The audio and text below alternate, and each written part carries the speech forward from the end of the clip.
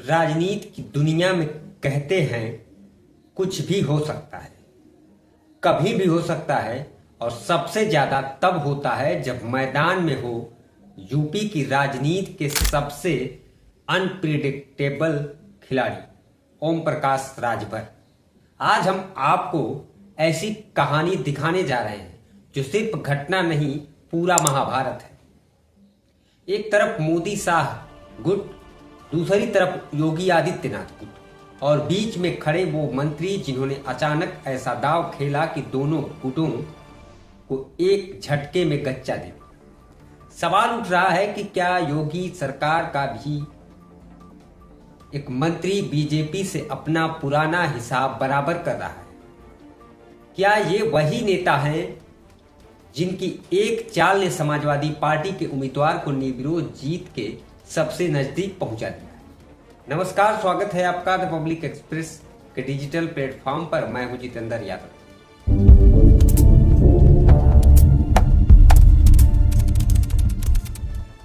कहानी की शुरुआत करते हैं उस बीजेपी के जहां अंदर ही अंदर मोदी शाह वर्सेस योगी की जंग सोशल मीडिया से ज्यादा असली मैदान पर चल रही। कुछ नेता शाह गुट के चरणों में धूप सेकते हैं तो कुछ योगी आदित्यनाथ के पल्लू में ऐसे चिपके रहते हैं जैसे पॉलिटिक्स का एयर टाइट ग्लू हो।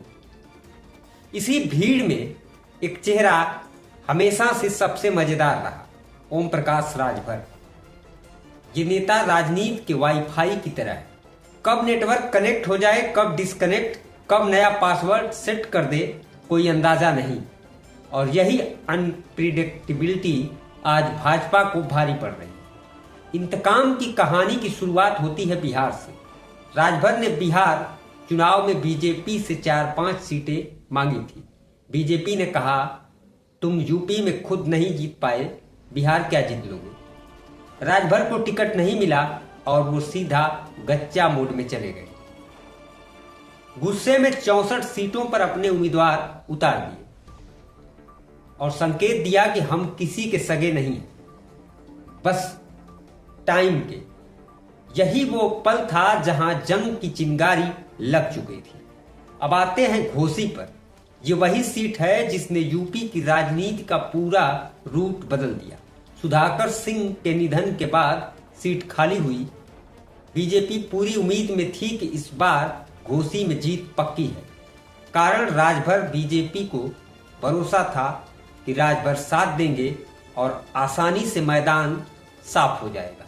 लेकिन ठीक उसी वक्त राजभर ने वो देहाती लाइन बोली जिसने भाजपा की पूरी स्ट्रेटेजी को फ्रीज कर दिया। हुकी आवे सवेरे, संध्या मुंह न बावे, मतलब हमसे अभी कोई उम्मीद मत रखो। यानी सीधे सीधे साफ हम साथ नहीं हैं। इधर सपा में शिवपाल यादव सीधे घोसी पहुंचे। सुधाकर सिंह के बेटे सुजीत को उम्मीदवार घोषित कर दिया। खबर अखिलेश तक गई और अखिलेश ने बिना देर किए ही मोहर लगा दी।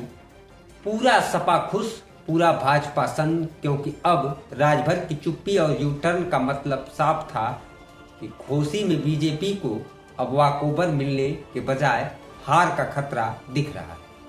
वो भी इसलिए क्योंकि भाजपा जिसे अपनी तरफ का तुरुप का इक्का मानती थी, वो अब योगी मोदी दोनों से दूरी बनाकर खामोश बैठे। और राजनीति में नेता की खामोशी ही सबसे बड़ा हथियार है। अब सवाल, राजभर ये सब क्यों कर रहे हैं? वजहें कई हैं। पहली, बिहार में सीट न मिलना। दूसरी, बीजेपी से अमित शाह गुट ने उन्हें ठंडे बस्ते में डाल दिया, जबकि योगी से भी आधा अधूरा सम्मान मिला।